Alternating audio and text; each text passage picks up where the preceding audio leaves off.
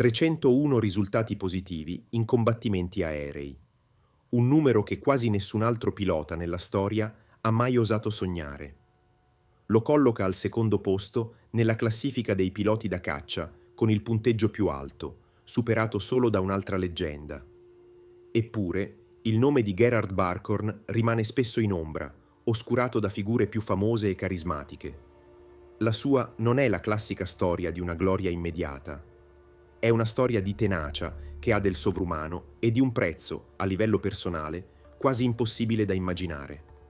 Com'è possibile che un pilota, partito con nessun risultato e abbattuto 2 volte, sia diventato una figura di spicco? Come ha fatto a sopportare il peso di oltre 1000 missioni di volo in condizioni di conflitto? Non stiamo parlando solo di un record, stiamo parlando di un uomo che ha incarnato il senso del dovere e l'istinto di sopravvivenza. Questa è la sua incredibile storia. Se puoi, indossa le cuffie, mettiti comodo e chiudi gli occhi. Stai per ascoltare un viaggio incredibile, tra verità storiche, misteri irrisolti e l'estrema resistenza dell'animo umano. Cominciamo. Gerhard Gerd Barkhorn nacque il 20 marzo del 1919 a Königsberg, nella Prussia orientale, una città destinata a trovarsi al centro delle vicende del XX secolo. Figlio di un ispettore edile, crebbe in un tipico ambiente della media borghesia tedesca, dove disciplina e senso del dovere erano i pilastri dell'educazione. Fin da ragazzo fu rapito dal mondo dell'aviazione, affascinato da quelle manifestazioni aeree che, all'epoca, erano un potente simbolo del progresso e dell'orgoglio nazionale. Nel 1937, a 18 anni, il suo destino prese il volo. Si arruolò nella Luftwaffe, la forza aerea dell'epoca, iniziando la sua carriera come allievo ufficiale. L'addestramento fu durissimo. Barkhorn dimostrò subito un talento naturale per il pilotaggio, ma, paradossalmente, era un tiratore non molto preciso. I suoi primi risultati nel tiro aereo furono a dir poco deludenti, un'ironia della sorte per quello che sarebbe diventato uno dei piloti più efficienti dei cieli. Completò la sua formazione nel 1939, proprio mentre l'Europa stava per precipitare in una guerra su larga scala. Promosso a Leutnant, cioè sottotenente, fu assegnato allo Jagdgeschwader 2 Richthofen, un'unità d'élite. Il suo battesimo in zona di conflitto avvenne sui cieli della Francia e del Belgio, per poi spostarsi sul canale della Manica durante la feroce battaglia d'Inghilterra. E fu un inizio brutale. Mentre alcuni suoi coetanei collezionavano successi e notorietà, Barkhorn non riuscì a ottenere alcun risultato positivo. Anzi, fu lui a diventare il bersaglio. Per ben 2 volte, il suo Messerschmitt Bf-109 fu colpito e messo fuori uso dai caccia della Royal Air Force. In un'occasione, nell'ottobre del 1940, fu costretto a lanciarsi col paracadute nelle acque gelide della Manica. Vide il pericolo in faccia, mentre le squadre di soccorso e le navi britanniche facevano a gara per raggiungerlo per prime, fu salvato per un pelo. Nell'agosto del 1940 venne trasferito allo Jagdgeschwader 52, un'unità che all'epoca non godeva di grande prestigio, quasi considerata una sorta di parcheggio per piloti non eccezionali. Qui si trovò a volare con altri futuri assi come Johannes Steinhoff e Günther Rall, che al tempo avevano anche loro un bottino piuttosto magro. L'inizio della carriera di Barkhorn fu quindi un susseguirsi di frustrazioni, fallimenti e la costante minaccia di morire, senza neanche la consolazione di un successo. Era un pilota testardo, ma ancora acerbo, in attesa di quella svolta che avrebbe cambiato per sempre il suo destino. La svolta, per Gerhard Barkhorn e per tutto lo Jagdgeschwader 52, arrivò nel giugno del 1941 con l'Operazione Barbarossa, l'inizio dell'invasione dell'Unione Sovietica. Spostato sul vasto e spietato fronte orientale, Barkhorn si trovò in un teatro di volo completamente diverso. A differenza dei piloti della RAF, tatticamente più scaltri e imprevedibili, i piloti sovietici all'inizio del conflitto usavano tattiche più rigide e aerei spesso inferiori. Questo nuovo scenario si rivelò il terreno di caccia perfetto, dove il talento di Barkhorn poté finalmente sbocciare. Ma il successo non fu immediato. Missione dopo missione continuava a tornare alla base a mani vuote. Fu solo il 2 luglio del 1941, alla sua 120ª missione di volo, che Gerhard Barkhorn vide finalmente un aereo nemico precipitare per mano sua, un bombardiere sovietico DB-3. Quel primo risultato, così a lungo cercato, fu come la rottura di una diga. La frustrazione lasciò il posto a una nuova fiducia e a un'abilità che, da quel momento, divenne notevole. Da lì iniziò una scalata inarrestabile. A novembre del 1941 aveva già 10 risultati. Nell'agosto del 1942 fu promosso Oberleutnant e nominato Staffelkapitän, comandante della quarta squadriglia, un ruolo che dimostrava non solo la sua abilità, ma anche le sue doti di leader. Il suo stile non era quello di un acrobata istintivo, ma di un cacciatore paziente e metodico. Usava tattiche colpisci e fuggi, sfruttando la velocità superiore del suo Messerschmitt Bf 109 per attaccare dall'alto o dal sole e sganciarsi subito, minimizzando i rischi. La vastità del fronte orientale e l'incredibile frequenza dei combattimenti gli permisero di accumulare vittorie a un ritmo impressionante. Se sulla Manica aveva volato circa 20 missioni, in Russia raggiunse la sua 120ª in meno di 3 settimane. Il 19 luglio del 1942 divenne asso in un giorno, ottenendo 6 risultati positivi in poche ore. Era diventato uno degli Experten più affidabili del suo gruppo, il pilota a cui ti affidi per portare a casa il risultato con fredda efficienza. La sua costanza era la sua arma migliore. Magari non faceva 6 risultati ogni giorno, ma abbatteva aerei nemici con una regolarità notevole. Alla fine del 1942, il pilota che aveva iniziato con 119 missioni a vuoto era diventato un centurione dell'aria, un traguardo per pochissimi eletti.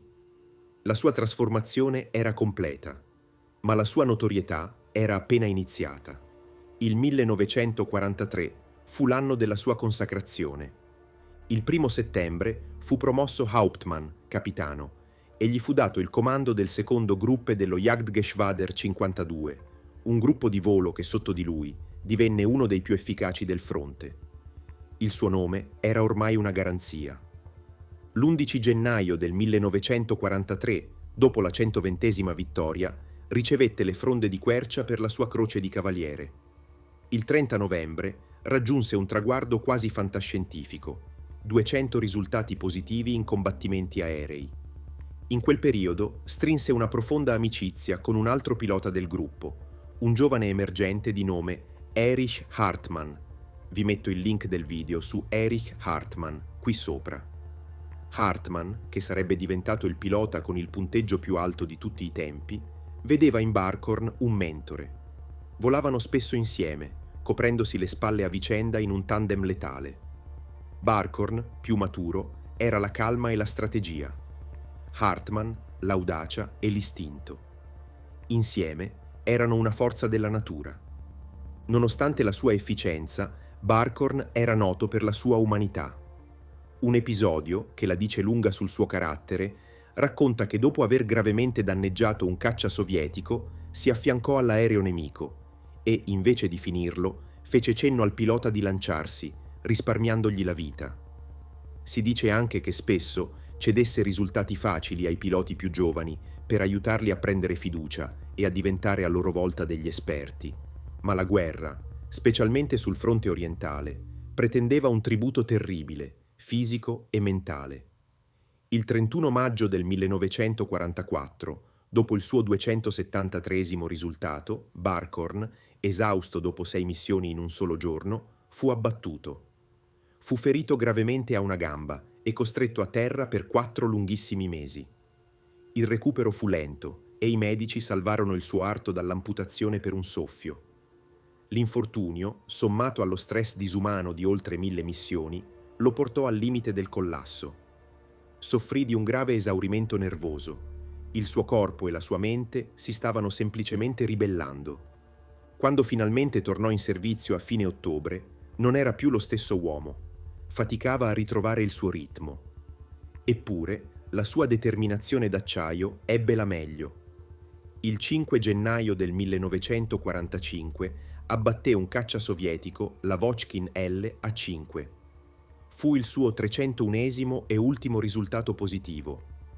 Con quel numero divenne il secondo e ultimo pilota della storia a superare la soglia dei 300. Per le sue imprese, il 2 marzo 1944 era stato insignito delle spade per la sua croce di cavaliere, con fronde di quercia, una delle più alte onorificenze militari tedesche. Aveva raggiunto la vetta, ma il prezzo era stato altissimo. Nel gennaio del 1945, con la nazione sull'orlo del baratro, Barkhorn lasciò il fronte orientale. Fu trasferito al comando dello Jagdgeschwader 6 Horst Wessel, un'unità impegnata nella disperata difesa del Reich contro le forze aeree alleate. Si trovò a pilotare i caccia Focke-Wulf FV-190, aerei eccellenti, ma il contesto era totalmente cambiato. I cieli della Germania erano infestati da centinaia di caccia americani e britannici e le missioni erano spesso attacchi a bassa quota contro le truppe di terra. Un lavoro ingrato e pericolosissimo. La sua esperienza sul fronte occidentale fu breve e senza altri risultati. La superiorità alleata rendeva ogni volo un'impresa quasi suicida. Ad aprile del 1945, però, ricevette un ultimo, prestigioso incarico. Fu chiamato da Adolf Galland, il generale dei piloti da caccia, a unirsi alla sua unità d'élite, lo Jagdverband 44. Questa era conosciuta come lo Squadrone degli Esperti ed era equipaggiata con il Messerschmitt ME 262, il primo caccia a reazione operativo al mondo. Volare su questo primo aereo a reazione era come saltare nel futuro, ma era un futuro pieno di pericoli. I motori a reazione erano terribilmente inaffidabili. Il 21 aprile del 1945, durante quella che sarebbe stata la sua 1104esima e ultima missione di guerra, uno dei motori del suo aereo si spense di colpo. Barkhorn dovette interrompere l'attacco a una formazione di bombardieri e tentare un atterraggio d'emergenza. Mentre si avvicinava alla base, il suo caccia fu intercettato da alcuni P-51 Mustang americani. Riuscì a malapena a schiantare l'aereo in fiamme e a saltare fuori dalla cabina di pilotaggio mentre le mitragliatrici nemiche lo bersagliavano. Rimase ferito, chiudendo così la sua carriera di combattente con un altro schianto. A maggio del 1945, con la resa della Germania, Barkhorn fu fatto prigioniero dagli alleati. Dopo un breve periodo fu rilasciato a settembre. Il mondo che conosceva era scomparso. A 26 anni era un veterano di una guerra devastante, il pilota di una nazione in rovina. Tornò alla vita civile, cercando di ricostruirsi un'esistenza, svolgendo diversi lavori, persino in una concessionaria d'auto. Il pilota che aveva volato nei cieli d'Europa era ora un uomo qualunque, che cercava di lasciarsi alle spalle il rombo dei motori. Per un decennio, Gerhard Barkhorn visse lontano dall'aviazione, costruendosi una vita con sua moglie Christel e la loro figlia. Ma il richiamo dei cieli non lo aveva mai veramente abbandonato. A metà degli anni 50, la Germania Ovest, nel nuovo contesto della Guerra Fredda, iniziò a ricostruire le proprie forze armate. Nel 1956 nacque la nuova forza aerea, la Bundesluftwaffe, e a Barkhorn fu chiesto di tornare in servizio. Accettò subito, rientrando con il grado di maggiore. Ora però doveva lavorare fianco a fianco con i suoi ex avversari, piloti inglesi e americani, all'interno della NATO. Barkhorn dimostrò una professionalità impeccabile, guadagnandosi il rispetto di tutti. La sua seconda carriera fu brillante quanto la prima, anche se senza combattimenti. La sua enorme esperienza lo portò a scalare rapidamente i ranghi. Comandò il Jagdbombergeschwader 31 Boelke, uno stormo di cacciabombardieri, e continuò a volare, testando aerei sempre più avanzati. Esiste un aneddoto quasi leggendario. Nel 1965, durante un volo su un prototipo del Kestrel, il precursore del famoso Harrier a decollo verticale, ebbe un incidente e si schiantò. Mentre i soccorritori lo tiravano fuori dai rottami, pare che abbia commentato con ironia: 302, aggiungendo scherzosamente l'incidente al suo conteggio dei risultati. La sua ascesa culminò con la promozione al grado di General Lieutenant, tenente generale. Gli fu affidato un incarico di vertice nella NATO, capo di Stato Maggiore della Quarta Forza Aerea Tattica Alleata, con sede a Ramstein. Gerhard Barkhorn, l'esperto della Wehrmacht, era diventato un pilastro della difesa occidentale. Si ritirò nel 1976, concludendo una carriera militare durata quasi 40 anni, a cavallo tra due epoche e due Germanie. Dopo il ritiro nel 1976, Gerhard Barkhorn si godette finalmente una vita tranquilla con sua moglie Christel nella loro casa in Baviera. Si era guadagnato un meritato riposo. Ma il destino gli riservava un'ultima, crudele beffa. Il 6 gennaio 1983, mentre era in auto con la moglie vicino a Colonia durante una bufera di neve, rimasero coinvolti in un grave incidente. L'impatto fu devastante. Christel morì sul colpo. Gerhard, estratto in fin di vita dalle lamiere, fu trasportato d'urgenza in ospedale. Non riprese mai conoscenza. Morì 2 giorni dopo, l'8 gennaio del 1983, a 63 anni. L'uomo sopravvissuto a 1104 missioni, abbattuto 9 volte e ferito gravemente, trovò la morte non in un duello nei cieli, ma sul freddo asfalto di un'autostrada. Lui e sua moglie furono sepolti insieme a Tegernsee. Gerhard Barkhorn non era un personaggio sopra le righe. Non amava i riflettori e non aveva l'arroganza del campione.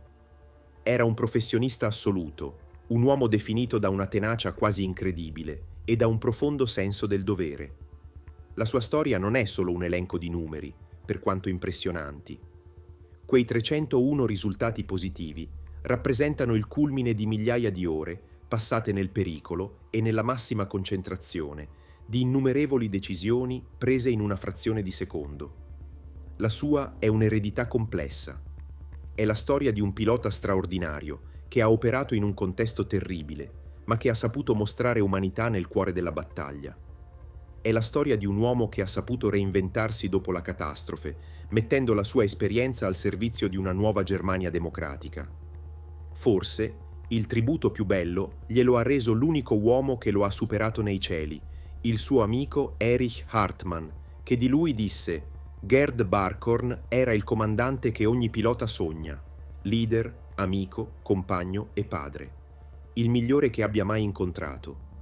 Uno dei pochi comandanti di cui i suoi uomini, 30, 40, 50 anni dopo, continuano a parlare con rispetto e affetto. Gerd Barkhorn era un uomo indimenticabile. La sua storia, rimasta a lungo in un cono d'ombra, non è quella di un eroe senza macchia. È il racconto potente di un uomo che ha affrontato e superato i propri limiti, nel bene e nel male, lasciando un'impronta indelebile nella storia. Se questa storia ti ha appassionato, lascia un like e iscriviti al canale per non perdere altre biografie dimenticate dalla storia.